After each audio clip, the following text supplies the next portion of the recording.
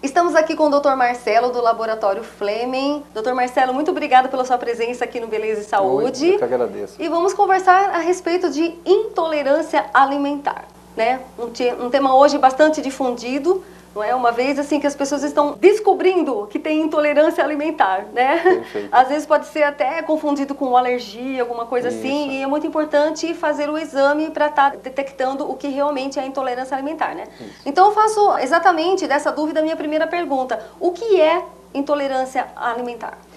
É bem importante a gente distinguir a diferença de intolerância e alergia.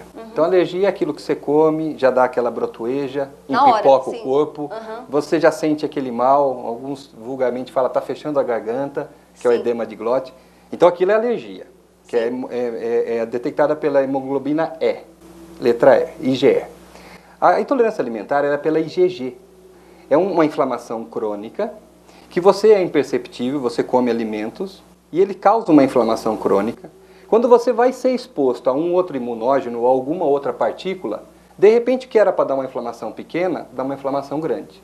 Então você chegou lá na praia, vai lá, tá aquele cheiro de mofo ou fechado.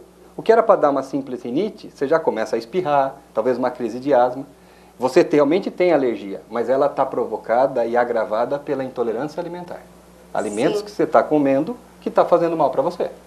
Por isso que muitas vezes as pessoas podem confundir com alergia. Exatamente. Não é? Mas na realidade, você tem uma inflamação crônica que o corpo vai acumulando, e quando você tem essa exposição, ela manifesta uma doença. Então pode ver uma espécie de psoríase ou alergia na pele. Sim. Então você usa um sabonete, olha, só preciso de sabonete de criança. Minha pele é tão sensível, tem que ser de criança. E aí você vai perceber que na realidade, se você tirar alguns alimentos, você vai poder ter um sabonete com hidratante aí, tranquilo, e não vai ter as alergias que você costumeiramente tem. Sim. Então os alimentos vão provocando essa inflamação, nessa imunoglobulina, e aí até alguns exames de processos de inflamação, você detecta essa inflamação, então o paciente tem uma inflamação, mas não descobre de onde que é. Sim. E aí você vai ver que o problema está na intolerância alimentar. Sim. Em termos de exames, é possível, existem exames assim para detectar quais os alimentos a qual a pessoa é intolerante? Tem. O que aconteceu há muito tempo é que a tecnologia dos exames ela não era tão precisa como é hoje. Então, antigamente se fazia o teste de intolerância da IgG, né, imunoglobulina G.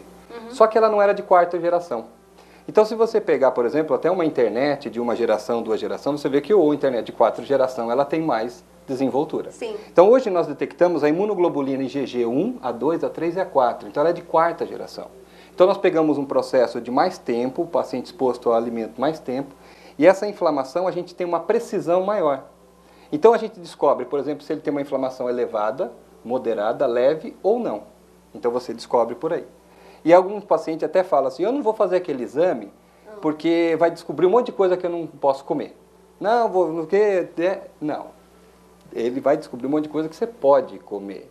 Né? Foca no que pode. Exatamente. Porque na realidade, se você for ver, o exame tem duas formas de olhar. Então você pode ver onde você não pode, e aquilo vai te causar uma certa incômodo, ou você pode pegar e ver o que você pode. E aí você faz essa dieta por 21 dias e os efeitos são muito grandes. Então, por exemplo, desde uma simples rinite, que a pessoa está numa reunião ou numa festa e começa a espirrar, então, aos poucos, nesses 21 dias que essa desinflamação vai indo embora, ela sente os benefícios. Então, aquela vontade daquele alimento tão grande, que ela, não posso, ela vai ver aquele benefício e vai ver que valeu a pena. Fora que a pessoa deixa de gastar com medicamentos. Com certeza, importantíssimo, né? Porque a medicina preventiva é o que a gente está focando mais hoje em dia. E isso tem a ver com a prevenção. E a gente consegue ter uma qualidade de vida melhor comendo o que faz bem. E além disso, tem uma coisa que eu gosto muito, porque eu também sou paciente, tá? Eu fiz esse exame, eu tinha uma espécie de alergia aqui que um médico famoso da cidade conseguiu descobrir, e não curava, eu descobri que quando eu ia para a praia eu melhorava. Eu melhorava na praia, eu sentia bem, era o estresse. Não era bem o estresse. Porque na praia... Não cheguei, mas a vontade é. Um dia eu chego lá. Mas o que acontece? Na praia, eu tinha medo de pegar hepatite e não comia alface. Tomate e cebola, então era salada, eu deixava de lado. Sim. Eu comia o arroz e os peixes e frutos do mar, que é exatamente o que eu posso. Eu não podia com feijão, alface, tomate e cebola. Então, na realidade, depois eu tirei essa alimentação, minha qualidade de vida melhorou, eu tinha bronquite, eu tinha asma. Então na praia, sem querer, você acabava fazendo a alimentação correta para você. Exatamente. Então às vezes acontece da gente ir para um determinado local, a gente muda nossos hábitos alimentares. Então não precisa mais mudar para a praia? Não, pode fazer o exame lá, que a gente descobre o que realmente faz bem, o que realmente é importante para o paciente não ter essa inflamação crônica, que quando exposta a um alergeno ou um imunógeno, ela tem uma inflamação potencializada e às vezes grave que chega até ir para o hospital. Funcionaria essa dieta, no caso, assim, vamos dizer, depois que fez o exame, sabe o que pode e o que não pode, né? Então essa dieta funcionaria como se fosse assim para dar uma desintoxicada no organismo, é isso? Exatamente, porque é uma inflamação crônica. A aguda a gente sente na hora, a crônica a gente precisa dar um período para o corpo se limpar. E aí você tendo esse intervalo que você não agride o seu organismo, você consegue com que o próprio organismo não tenha aquela inflamação. Então, uma pequena exposição, às vezes, a esse alimento, você vai ter uma pequena inflamação, mas não ao ponto de ter aquelas alergias, aquelas outras doenças, que são aproximadamente 200 tipos de doenças diferentes que você tem por intolerância alimentar. E é estimado que 30% a 35% da população tem intolerância alimentar a algum tipo de alimento que come diariamente. E uma reação imediata também, né? A sim, quando você cronicamente já está inflamado, é uma reação imediata quando você é exposto a isso. Aí você limpando o organismo, não. Então é importante focar no exame, como eu já disse, na parte verde, na parte que você pode. Aí você vai ter alegria, vai ter os benefícios de não ter intolerância e uma qualidade de vida muito melhor. E geralmente o painel que a gente usa é de 200 alimentos. Não se dá todos os alimentos que não pode, a maioria pode. Então você tem uma variedade ínfima disso, de poder, escolha e também de... Às vezes é a criança, nós tivemos um caso lá, 2 casos eu quero contar, pode contar o caso aqui? Claro, pode. Obrigado, porque... Beleza. Uma criança começou com frutas aos 2 anos, né? E começou a ter processo de crise de bronquite e começou a rinite. E o que deu foi maçã. E a primeira coisa que começa a dar nessa idade é papinha de maçã. E quem que vai imaginar que maçã faz mal? Então você dá a maçã, começou um processo alérgico, é bronquite, é não sei aonde, é pó, era a maçã. E outro caso de um senhor de 70 e poucos anos, ele usava bombinha, Berotec, Atrovente, isso tudo para poder asma aguda. Ele tinha alergia a arroz, intolerância a arroz, no vermelho. Então, quanto que essa pessoa talvez sofreu, ou sofreu, talvez não, sofreu, que poderia ter substituído por um macarrão. Exatamente. Né? E aí viveria bem com o macarrão e imaginou que o arroz faria melhor. Então, esse exame feito uma vez, você não precisa ficar repetindo. Fez uma vez, descobriu... Ó, minha praia é essa aqui, descobriu o que é o verde. Usa, beleza, tá tudo bem. O verde, né? Não tem como esquecer, né? Sinal verde para esse alimento, não é verdade? O Fleming faz com excelência esse exame. Como que o Fleming disponibiliza, então, esse exame, que é para as pessoas poderem saber, olha, o que eu posso comer, o que eu não posso comer. Sim. É importante a pessoa, nesse período que vai colher o exame, não estar com nenhum tipo de corticoide, antihistamínico, porque interfere. Se eu vou detectar a parte crônica, a parte inflamatória da pessoa, o corticoide, o antihistamínico, ele inibe isso. Então, ele na realidade, ele bloqueia essa inflamação. E eu não posso que isso bloqueie a inflamação. Sim. Então, eu preciso detectar essa inflamação do alimento para poder o que a gente vai analisar. Então, a pessoa precisa obedecer esses critérios, de não ter esse medicamento. Aí vem, colhe um exame simples. Nós temos essa tecnologia em parceria com um laboratório na França, tá? O sanguinho sai daqui, vai de aviãozinho lá para a França, é feito lá, porque essa tecnologia não é em todos os laboratórios que tem, são pouquíssimos.